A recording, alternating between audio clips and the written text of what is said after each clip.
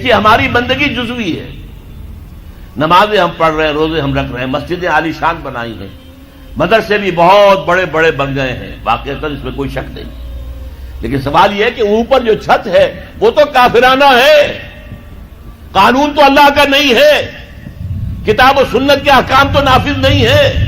ہاں نماز ہے، روزہ ہے، حج ہے، زکوٰۃ ہے، تو نماز اور روزہ تو ہندوستان میں بھی ہو رہا ہے۔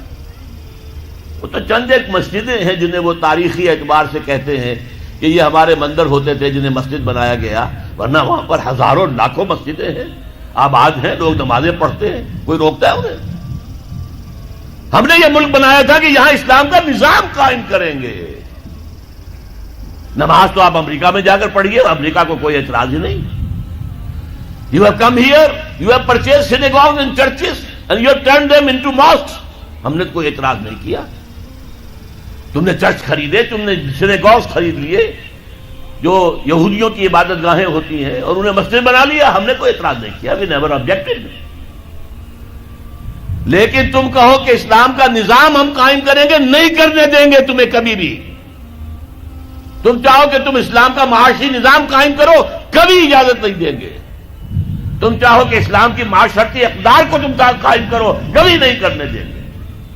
یہ ہے اس وقت جو ہمارے ساتھ پیش آ رہا ہے معاملہ، پورا مغرب اس پر اڑا ہوا ہے، اسلامی نظام کہیں نہیں آنے دیں گے۔ ہاں نمازیں پڑھو، ہمیں کوئی اعتراض نہیں، روزے رکھو، تم روزے 30 کی بجائے 100 رکھو، ہمارا کیا لیتے ہو؟ تمہاری کمزوری ہو جائے گی، ہم تو تمہیں لیبر اسی وقت دیں گے جب پورے 8 گھنٹے کام کرو گے ڈٹ کر، اس میں کوئی رعایت نہیں کریں گے تمہارے ساتھ۔ بہرحال سوال یہ ہے کہ میں کیا کروں، کوئی راستہ ہے؟ دیکھیے کنویں میں، اب آج کل تو وہ کنویں اس طرح کے ہیں نہیں، دیہات میں تو ہے، کنویں میں کتا گر گیا، بلی گر گئی، مردار ہے کنویں کے اندر، کنویں کا پانی حرام ہو گیا، نجس ہو گیا، لیکن آخر کو راستہ تو ہے نا بھائی، اتنا پہلے تو اس کتے کو یا اس بلی کی لاش کو نکال کے باہر پھینکو، اور پھر اتنے ڈول اور نکال کر باہر پھینک دو، پھر وہ پانی صاف ہے۔ اس کا کیا نام ہے؟ کفارہ۔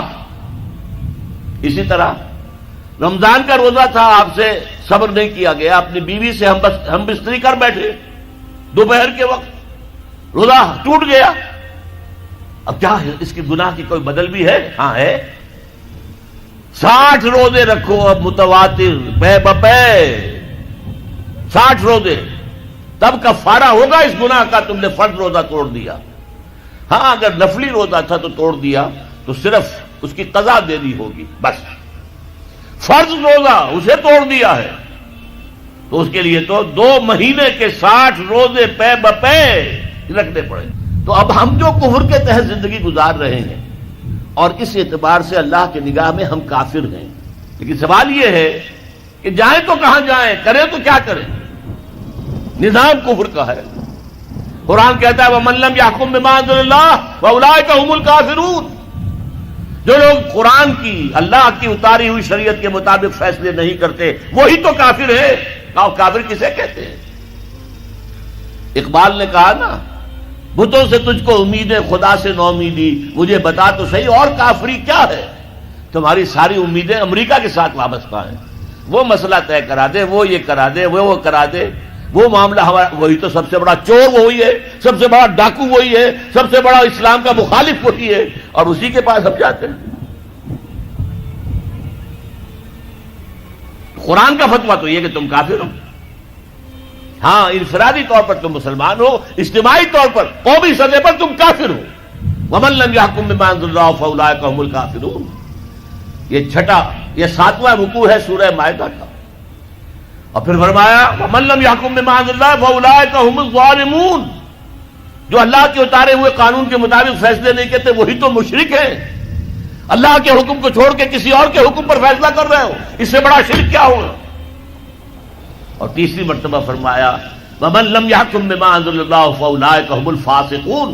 وہی تو فاسق ہیں، فاجر ہیں، وہی تو سرکش ہیں، وہی تو باغی ہیں، وہی تو غدار ہیں اللہ کے، جو اللہ کی شریعت کے مطابق فیصلے نہیں کرتے۔ اب ان 3 آیتوں کی روح سے سمجھ لیجئے ہم کہاں کھڑے ہیں، کیا کر رہے ہیں۔ دیکھیے میں آپ کو ایک مثال دیتا ہوں، ہماری آبادی کا میں سمجھتا ہوں اکثریت تو وہ ہے جو نماز روزے کی بھی پابند نہیں ہے۔ ان چیزوں کا چرچا شہروں میں زیادہ، دیہات میں بہت کم رہ گیا، بہت کم، بہت کم۔ اور ہماری 70% آبادی دیہات کے اندر ہے۔ اچھا، جو نمازیں پڑھتے روزے رکھتے ہیں، خاص طور پر شہروں کے کاروباری لوگ، وہ بلیک مارکیٹنگ بھی کرتے ہیں، وہ حسابات بھی غلط دیتے ہیں، جھوٹ بولتے ہیں، جھوٹ یا حلف اٹھاتے ہیں کہ یہ حساب ہم حلفیہ میں کہہ رہا ہوں یہ حساب صحیح ہے، جبکہ حساب غلط ہے۔ سودی کاروبار کرتے ہیں، اپنے کاروبار کو بڑھانے کے لیے سود کا قرضہ لیا ہے، سودی قرضہ لیا بینک سے، اپنی بلڈنگ بنانے کے لیے بہت بڑی قرضہ لیا ہے بینک سے، تو ان کی عبادت کیا ہوئی؟ وہ اس آیت کے ذیل میں آ گئے کہ نہیں؟ افتؤمنون ببعض الکتاب وتکفرون ببعض فما جزاء من يفعل ذلك منكم الا خزي في الحياة الدنيا ويوم القيامة يردون الى اشد العذاب وما الله بغافل عما تعملون۔ لیکن میں ان کو بھی چھوڑتا ہوں۔ فرض کیجئے ایک شخص ہے، نماز پڑھتا ہے پوری 5 وقتہ مسجد میں، رمضان کے روزے رکھتا ہے، اور بھی اللہ توفیق دیتا ہے ایام 20 کے روزے رکھ لیتا ہے، یا ہفتے میں 2 روزے رکھتا ہے، سوموار کے اور جمعرات کے وغیرہ، زکوٰۃ دیتا ہے، کاروبار بھی سارے حلال کر رہا ہے، حرام نہیں کر رہا، سود میں بھی براہ راست ملوث نہیں ہے، نہ پیسہ سود پہ اوپر بینک میں رکھ کر سود کھایا، نہ سود پر قرضہ لے کر کوئی اپنا کاروبار بڑھایا، نہ کوئی اپنا کارخانہ لگایا، نہ کوئی اپنے بلڈنگ اونچی بنائی۔ پردہ بھی اس نے اپنے گھر میں بالکل شرعی نافذ کر دیا۔ وہ اس پورے اسلام پر کاربند ہے جس میں وہ کاربند ہو سکتا ہے اس وقت، لیکن وہ اس قوم کا فرد ہے جو قوم اللہ کے فتوے کے مطابق کافر قوم ہے، جو اللہ کے فتوے کے مطابق مشرک قوم ہے، جو اللہ کے فیصلے کے مطابق فاسق و فاجر قوم ہے۔ قوم کے فرد تو ہم اسی کے ہیں۔ چور کا ہاتھ تو نہیں کاٹا جا رہا، ڈاکوؤں کو وہ سزا تو نہیں جا رہی سورہ مائدہ میں جو آئی ہے، ان کے ہاتھ اور پاؤں مقابل سم سے کاٹ دیے جائیں، یا یہ کہ انہیں ملک سے باہر دفع کر دیا جائے، قتلوا تقتیلا، ان کے ٹکڑے کر دیے جائیں۔ ڈاکوؤں کو کوئی سزا ملتی ہے ایسے؟ اول تو پکڑنے کا کیا سوال، پکڑ گئے تو رشوتیں دے کر چھوٹ جائیں گے، یہاں تو عدل بھی جو ہے خریدا جا سکتا ہے بڑے آرام سے، اور نہیں تو 4-6 مہینے جیل میں رہ لیں گے۔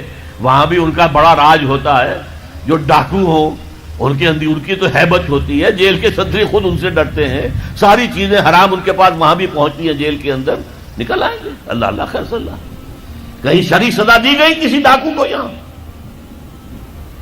ابھی تو یہ بڑی بحثیں چل رہی ہیں، حدود کا قوانین جو بنائے گئے تھے وہ بڑی جلدی میں بنائے گئے تھے، کچھ خلا اس میں رہ گئے ہیں، لیکن اصل میں جو لوگ شور مچا رہے ہیں وہ ہیں جو کہتے ہیں کہ یہ اسلامی سزائیں وحشیانہ ہیں۔ بے نظیر بھٹو کا کہنا ہے یہ وحشیانہ سزائیں ہیں، اللہ کی دی ہوئی سزائیں وحشیانہ ہیں، معاذ اللہ ثم معاذ اللہ ثم معاذ اللہ، کلمہ کفر ہے۔